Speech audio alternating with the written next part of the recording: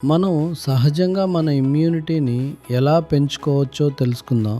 అది ఎలాంటి మందులపై ఆధారపడకుండా. ఇమ్యూనిటీ కేవలం తినడం, త్రాగడం వల్ల మాత్రమే పెరగదు.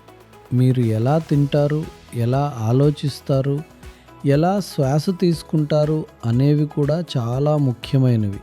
మీరు ఎప్పుడు ఆహారం తీసుకున్నా ఈ ఆహారం నా ఆరోగ్యానికి మంచిదేనా అని ఆలోచించండి. ఇంట్లో తయారు చేసిన సాదా మరియు సీజనల్ ఆహారం మీ ఇమ్యూనిటీని బలపరచడానికి చాలా మంచిది. సరైన సమయంలో నిద్రపోవడం కూడా ఇమ్యూన్ పవర్ను బలంగా ఉంచడానికి అవసరం.